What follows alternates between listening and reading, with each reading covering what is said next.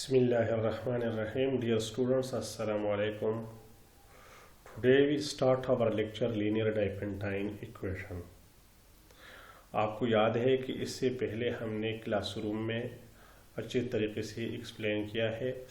आज हम linear Diophantine equation explain करेंगे। लीनियर डाइपेंटाइन इक्वेशन क्या है, कौन सी इक्वेशन है? ये एक इक्वेशन है लीनियर, ax + by = c। इस इक्वेशन में डाइपेंटाइन ने क्या प्रोपोज किया था कि a b और c इंटीजर हो और x y b इंटीजर हो। इस इक्वेशन की इंटीजर सॉल्यूशन, फॉर एग्जांपल आप इधर देख ले, ये वाला ये इक्वेशन है 3x + 5y is equal to, for example, 7.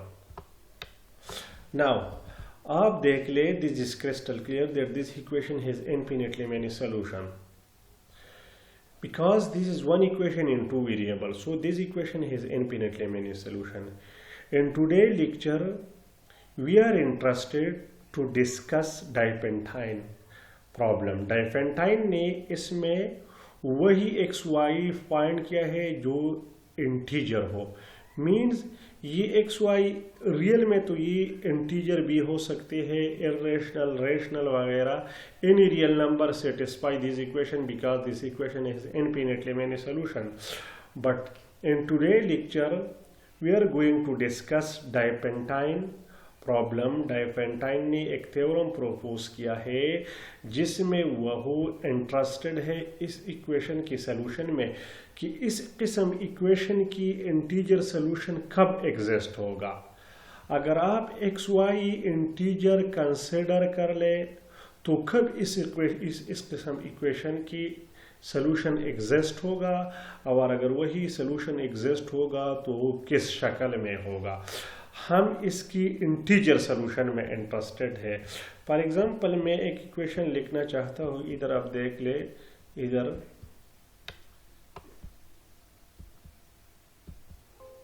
x + y = 1। अभी x की जगह 2 पुट कर ले, y की जगह -1, x की जगह 3 पुट कर ले, y की जगह -2, और x की जगह -1 पुट कर ले, y की जगह 2। इस इक्वेशन हैज इनफिनिटली मेनी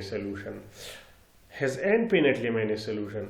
इसी तरह इन टुडे लेक्चर डाइपेंटाइन ने क्या, हम डाइपेंटाइन का एक थ्योरम प्रूव करेंगे, उसको डिस्कस करेंगे। उस थ्योरम में क्या है, उस थ्योरम में इस किस्म इक्वेशन की सॉल्यूशन डिस्कस हो चुके हैं कि इसकी इंटीग्रल सॉल्यूशन मींस ये एक्स वाई अगर इंटीजर हो, फॉर एग्जांपल एक्स वाई = 1, तो इधर अगर हम x1/2 ले ले, y1/2 ले ले, तब this equation will be satisfied.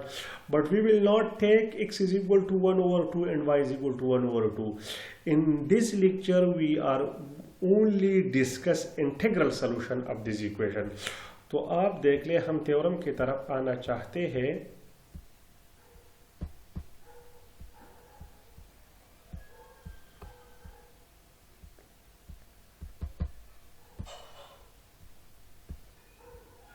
इधर ये डिफिनीशन है कि linear Diophantine equation name after Diophantus in two variable is an equation of the form ax + by = c, where a, b, c are integer if the values of the variable x, y which satisfy the equation are also integers. Mean जो x, y है वही भी integer है। We prove the following theorem. हम इस equation को solve करेंगे कि इस इक्वेशन की कब इंटीजर सॉल्यूशन एग्जिस्ट होगा, और अगर सॉल्यूशन एग्जिस्ट होगा तो किस शक्ल में होगा।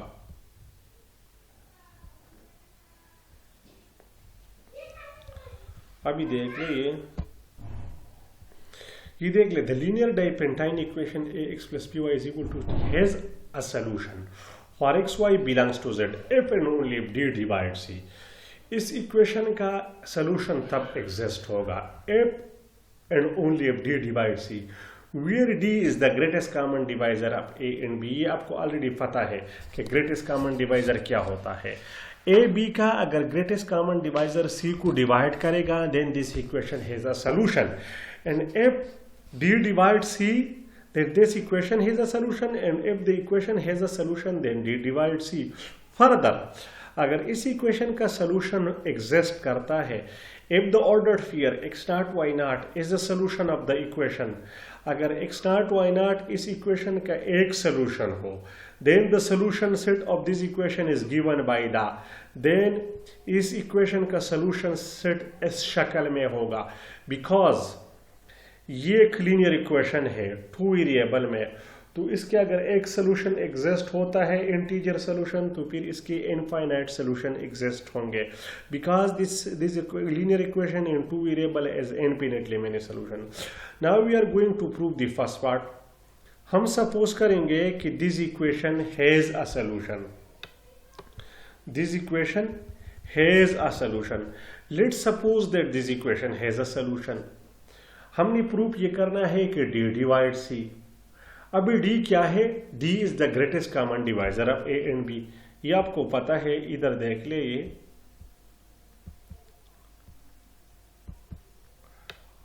d is equal ab,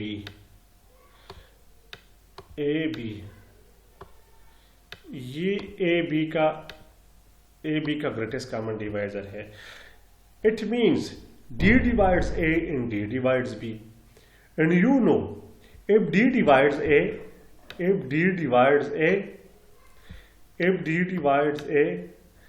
then d divides ax, because if d divides a then d will also divides the multiple of a.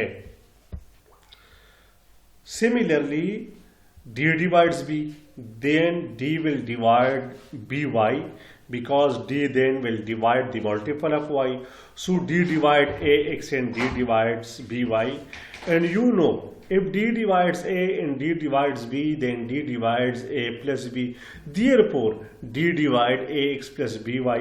लेकिन ax plus by किसके बराबर है? c के। this shows that d divide c। ये एक part है। इसका मतलब ये है, हमने सपोज किया कि the equation has a solution.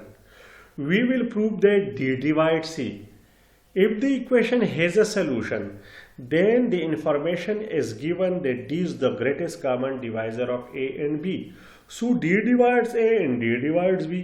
if d divides a then d divides ax, if d divides b then d divides by, so d divides ax plus by, but ax plus by is equal to c, so d divides c, which proved the first part, that if the equation has a solution then d divides c, where d is the greatest common divisor of a and b। if d does not divide ac then the equation has no solution। now we are going to see the converse part। अब converse में देख ले, हमने suppose ये करना है कि d divide c। we will show that the equation has a solution। now d divides c, then by definition of the divisibility there exists some integer c1, c is equal to c1d, this is c1 where c1 belongs to z। since ab is equal to d, ये given information है कि d ab का greatest common divisor है, then already theorem 2.6 में हमने ये prove किया है कि the greatest common divisor can be expressed as a linear combination of a and b। so by that theorem there exist integers x and y such that ax naught plus by naught is equal to t। ये theorem 2.6 देख ले, उसमें हमने ये prove किया है कि कोई भी ग्रेटेस्ट कॉमन डिवाइजर, दो इंटीजर का ग्रेटेस्ट कॉमन डिवाइजर आप एक्सप्रेस कर सकते हैं उसकी लीनियर कॉम्बिनेशन में। So by that theorem d is equal to ax naught plus by naught is equal to t, multiplying both the side by c1। इस equation को c1 से multiply कर ले तो ac1x naught plus bc1y naught is equal to c1d, और ac1x naught plus bc1y naught is equal to c, because c1d की value क्या है? c1d की वैल्यू है c। अभी आप देख ले तो ये इस इक्वेशन की तरफ आप देख ले,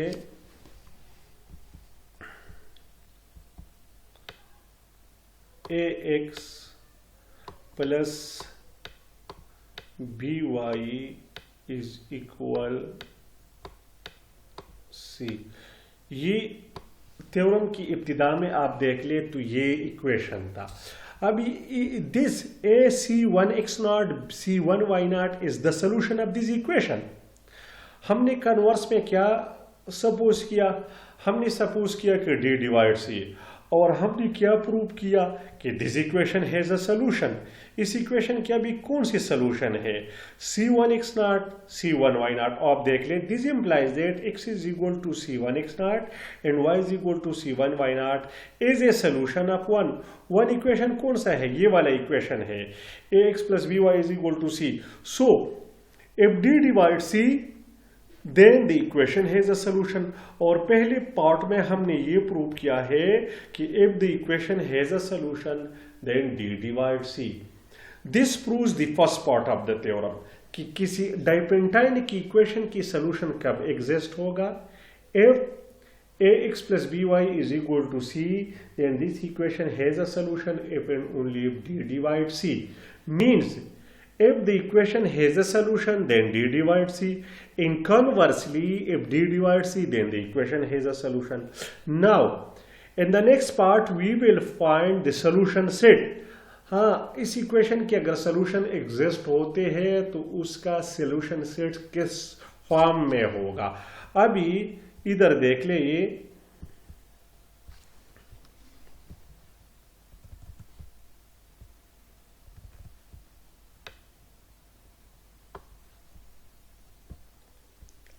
late x not y not be a solution of equation one. क्यों बना, थ्योरम के स्टेटमेंट अगर आप देख ले तो स्टेटमेंट में ये लिखा है कि if x not y not is a solution of the equation one, therefore he supposed that let x naught y naught be a solution of the equation 1 and let x1 y1 be in another solution of it। ये x naught y naught ये order fear theorem में given है। if this is the solution of the equation 1 then we will find x1 y1 कि x1 का शक्ल फिर क्या होगा और y1 का शक्ल क्या होगा, because this is given that x naught y naught be a solution of equation 1 and let x1 y1 be in another solution of it। क्योंकि x naught y naught इस इक्वेशन की सोल्यूशन है, therefore ax naught plus by naught is equal to c and ax1 plus by1 is equal to c। we are interested to find x1 y1।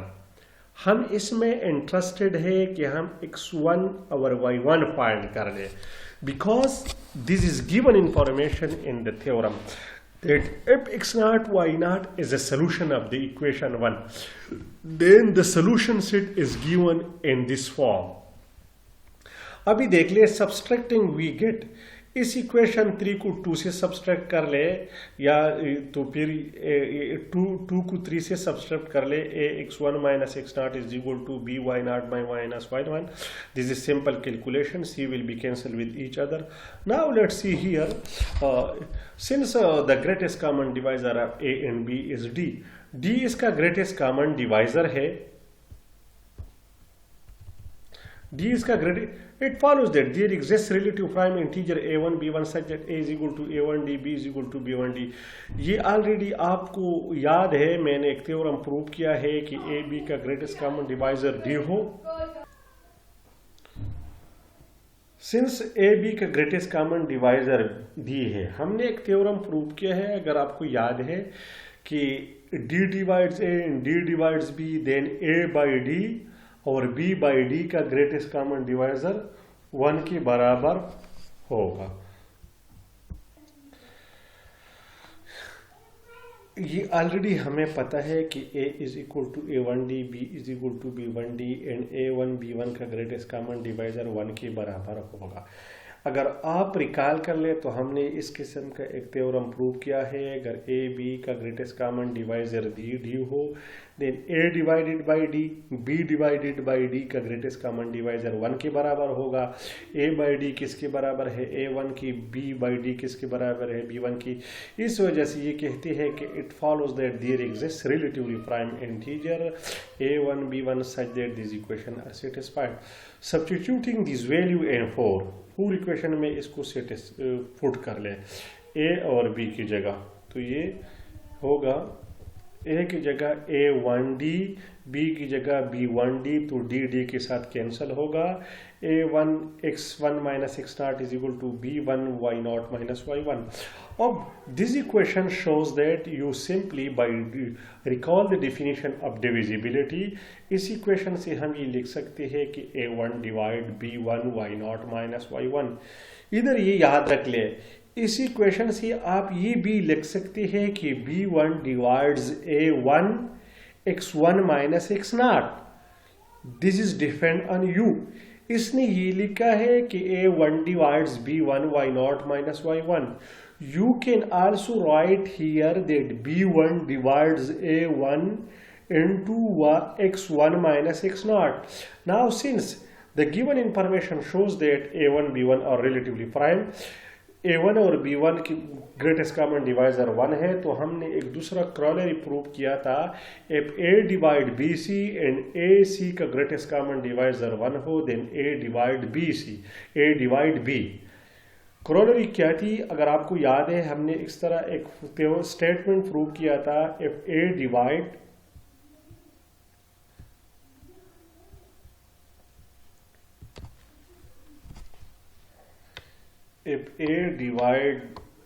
BC and if A और C का greatest common divisor 1 हो, then A divide B।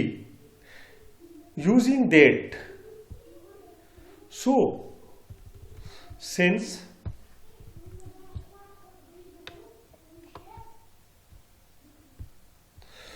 A1 B1 का greatest common divisor 1 है, it means that A1 divides y0 minus y1. So there exists T such that y0 minus y1 is equal to A1T or y1 is equal to y0 minus A1T. A1 की value put कर ले, A1 की value है A by D divided by D into T. Substituting this value of y0 minus y1 in equation 5, we obtain x1 is equal to x0 plus b1d. Hence any solution x1 y1 upon is given in this form. x1 अभी x0 plus b1t, y1 is equal to y0 minus a1t। जिस तरह already मैंने explain किया था कि हम interested हैं इसके x1 y1 के कि x1 का क्या सलूशन होगा, x2 का क्या सलूशन होगा। तो अगर आप देख ले तो x1 होगा x0 b1 by t। अब सलूशन सेट की तरफ जाइए अपनी बुक में और उधर देख ले, तो उधर x0 प्लस b1 की वैल्यू है b by d into t, comma y1 की वैल्यू है y0 minus a divided by d into t. इसका क्या मतलब है, अगर किसी इंटीग्रल्स इक्वेशन लीनियर इक्वेशन के पहला सोल्यूशन आपको बाय इंस्पेक्शन मेथड मालूम कर ले या इसी तरह मालूम कर ले, तो इसका इसका सोल्यूशन सेट फिर इस शक्ल में होगा। Also for any integer a1 x0 plus b1t plus b1 y0 is equal to the, so बस यही थ्योरम का, यहाँ तक थ्योरम का प्रूफ है अगर आप देख ले। बिकॉज ये आप देख ले x0 plus b1t y1 minus y0, ये देख ले, तो अब